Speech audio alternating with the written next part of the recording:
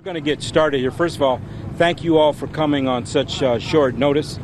We do have development in the abduction case that you've all been very interested in, and I want to thank you for getting as much information out as you have on this case, videos, photographs. It's proven to be very, very helpful. Before I turn it over to the special agent in charge of the Philadelphia field office of the FBI, the family of Ms. Gaither is here, and they asked not to be answering questions at this particular moment in time. They've gone through an awful lot over the past few days, and so we just ask that you respect their privacy, but as you can see, they are here. So let me ask the special agent in charge of the Philadelphia field office, Ed Hanko, to come forward. Good evening, everyone. Again, my name is Ed Hanko.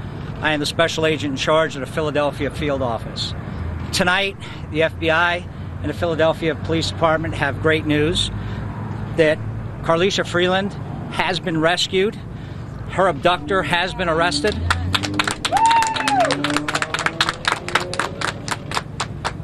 In Maryland. To give you a bit of a background on it, right from the night of the kidnapping, the Philadelphia Police Department and the FBI have been working tirelessly to try to solve this case with the help of the media and many, many citizens who called in tips.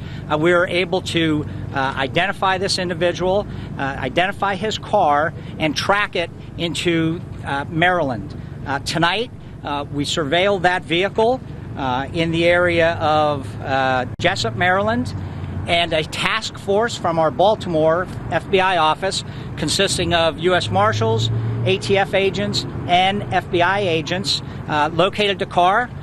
When the subject exited the vehicle, he was apprehended, and that's when Ms. Freeland was recovered.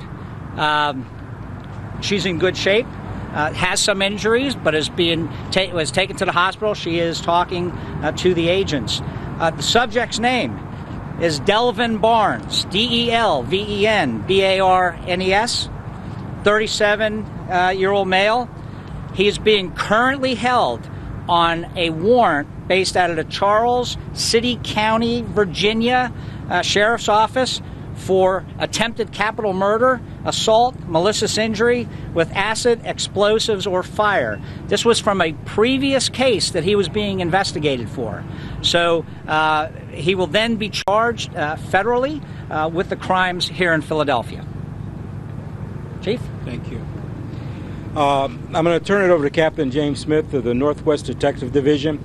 And again, I just want to personally thank everyone involved in this, and in particular the Northwest detectives, that from the moment they got this, ran hard on it, realized what they had, and immediately got the ball rolling, getting the FBI and others involved. They did a tremendous job, and I'd like Captain Smith to come forward. Thank you, Commissioner. Hi, everybody. Before I speak, I would like to introduce the mother. She'd like to say something to everybody now. Hello, thank you. I just want to thank everybody. Sorry. Wow. Thank you. Thank you.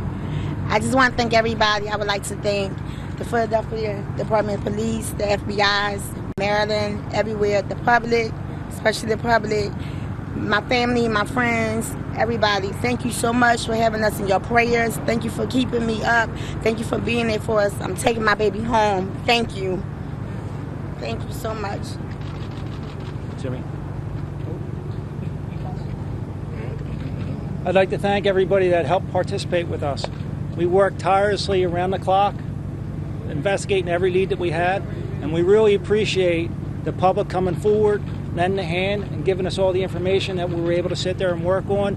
We'd like to thank the media for getting all the information out for us. That really helped us. We had a lot of work from our detectives that worked around the clock and tirelessly with us. We worked with the family. The family was very great and cooperative. And I believe that all of our prayers were answered when we were able to locate her in a safe condition and we were able to place this male under arrest. Thank you. Can you tell us where you found her in Maryland? Jessup, Maryland. Where exactly in Jessup? 7232 Waterloo Road. 7232 Waterloo Road. She was inside of a vehicle with Delvin Barnes. So was the car parked on the side of the road? Was it flooding? How did you guys do it? Yes, it was parked on the side of the road. Yes, and they surveilled the car, and then they were able to sit there and go take down the individual and safely rescue her. What can you say about the actual relationship between the two in reference to the victim and Miss Harlisha and then the suspect? What's the indication now in reference to them knowing each other or not? As of now, there's no relation that they know each other. Right now, we're just taking it on as a stranger investigation. The investigation is still fluid, so we haven't had a chance to interview her yet. So right now, it's just considered stranger. Then what else can you tell us about this suspect, Mr. Barnes? Does he have a history of such activity? What can we say about his history? I'm not really quite sure on right now. He used to be a Philadelphia native. He also has some ties to the area of Virginia. Trying to figure out some of what his past history is also. Has the family been able to talk to Harlisha? Talk to her by phone? No. Her mother has. Yeah. What did she say? She was very upset. She was crying, and she just was asking for me. Tell me she loved me, she missed me, come get her. What did you say to her? I'm going to get my daughter. I'm going to get my baby. We're going to get her down there to reunite very soon. Understand that this is an active criminal investigation. This individual is going to be prosecuted. He already has a warrant outstanding for his arrest for a very violent crime. So there are details of this that we aren't going to be able to go into. We don't want to do anything to jeopardize the case. But the bottom line is this: she's been returned home safely. This individual is off the streets and no one else is in danger right now because we got a very dangerous predator off the streets. And it was a combined effort and a lot of different people working very, very hard, and all of you included, because had you not gotten a lot of that information out there, I don't know if we'd be standing here right now. And there's one detective in particular that made a promise. Come on up here. And tell him what you said. Come on.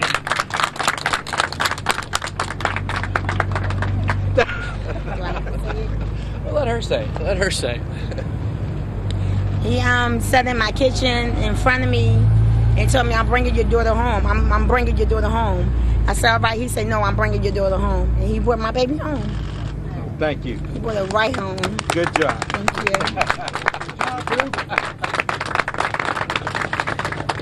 Commissioner, can you talk about how special the outcome of this case is? That she was found alive? Well, obviously it's very special, for all of us. Family, all of us. You hope, but you don't really know until you actually are able to get her and make sure that she's okay. So it's very important. This has a happy ending. We all need to celebrate, but also understand that this young woman has gone through a lot of trauma over the last few days, psychological trauma. And we need to respect her privacy, give her a chance to kind of get herself together and to heal and to reunite with her family because this has been a trying time for all of them. I'm just glad that now they have an opportunity to reunite. Any idea behind the motive? Don't know, other than the fact he's a thug and this is what he does apparently. So the people like this don't necessarily, there's nothing that makes sense, don't even try to find it. He's a vicious predator. He's off the streets, and hopefully he'll be in jail for the rest of his life. That's the only thing he deserves.